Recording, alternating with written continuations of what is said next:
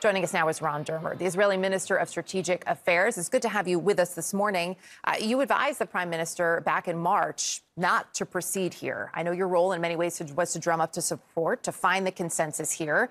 Didn't seem to be there. You're the National Security Advisor among those advising against it. Why do you believe the Prime Minister didn't listen to you here? Well, I don't think he didn't listen to me. We tried, the Prime Minister tried and authorized me to go into discussions with the Israeli president and members of the opposition to try to reach consensus and compromise. Unfortunately, those talks did not bear fruit.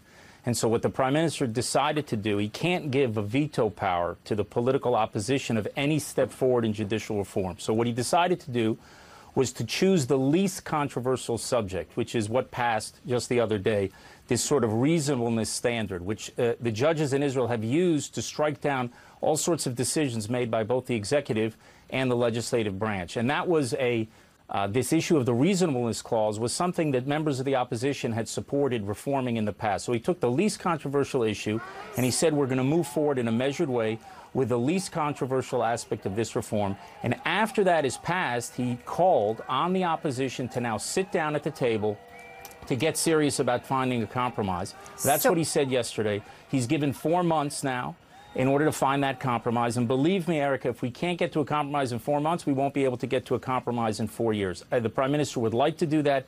He would like to forge that consensus and make these reforms together with the opposition, which is rare in democracies. Usually that does not happen. Well, where the people that were elected turned to the other side and said, let's do these reforms together. So we'll see what happens in that 4 months. But as you know, I mean, you talked directly about this clause. There is no constitution in Israel. This was the one form of check and balance, right? Was the Supreme Court being able to say, hey, this doesn't work to the legislative and executive branch. That is now gone. That is what a major part of the concern was, not just in the country, but outside of the country as well. We heard it from the president here. I'm curious, did President Biden directly ask the Prime Minister to stop down on this legislation?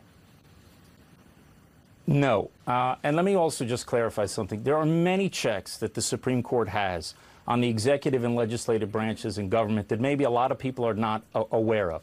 There's all check and no balance. That's the problem that we've had in Israel over the last 30 years. You've had one of the most activist judiciaries in the world. We used to have 3 very strong branches of government, and today we have a very big judicial branch of government and 2 twigs, the executive and legislative branch. And the focus of this reform is to try to restore the balance between the branches of government. On what was passed yesterday, it's important for you and your listeners to understand. There are many checks that the Supreme Court has on executive decisions and legislative branch decisions in Israel.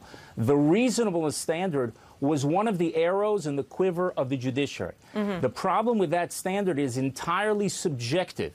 You're basically substituting the views of 15 in Israel unelected judges for the views of the 120 members of the Israeli parliament or the government. And it's an entirely subjective standard that doesn't exist to this extent in any Western democracy. The British have a very narrow standard where they only use arbitrary and capricious. So speaking of the British, I will point out the foreign minister saying that urging the country this morning to preserve its system of checks and balances. You talk about what you see as these limited voices. Let's talk about the voices who are very vocal, not just last night into today, but for months, who have been concerned about this potential legislation, and certainly after it passed. We see the protests.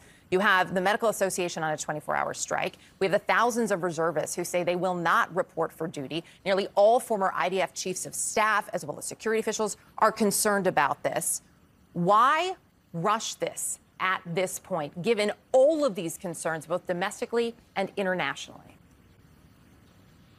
Well, I don't agree that it was rushed. I mean, it took a couple of months to pass the most minor part of the reform. We've been dealing with this thing for 7 months. The Prime Minister just said we're going to give another 4 months for compromise. Look, Erica, Israel's a democracy. And as you know, in all democracies around the world, when you have issues that are controversial issues, you have protesters on the other side. You saw it in France, you see it in the United States, you see it in democracies around the world. All it means is that Israel's democracy is very vibrant. I think there are fears that the opposition and many of the protesters have. I personally think those fears are unfounded, and I think they're going to see, as we move forward with this reform, that many of the concerns that they have are not going to happen. all of the fears that they have of what this reform is going to do, it's going to somehow be the end of Israeli democracy. They're going to realize, no, it's going to strengthen Israeli democracy. Israel has been a democracy, is a democracy, will continue to be a democracy. We just have a judicial system, again, I will say it, that is the most activist in the world. You have issues right now in a clearly defined system in the United States where you have an executive, legislative, and judicial branches, and you have tension between your branches of government, between the executive branch and the judicial branch. Indeed, we do. Let me ask you, because we're almost out of time. I do want to ask you, though. We just have to, we have to restore the balance. Specifically in Israel, if the Supreme Court does in fact strike down this legislation, will the government heed that ruling? Well, listen, Israel's run by the rule of law. I have no idea whether or not the Supreme Court would make such a decision. It would seem to me a very strange decision for the Supreme Court to make. To put it in American terms, imagine that would you? But we're almost out of time, sir. So would the government heed that ruling? Yes or no? The government will always obey and abide by the rule of law in Israel, because we have in Israel the rule of law. What we don't have is the rule of judges. We have the rule of law. Ron Dermer, appreciate your time this morning. Thank you.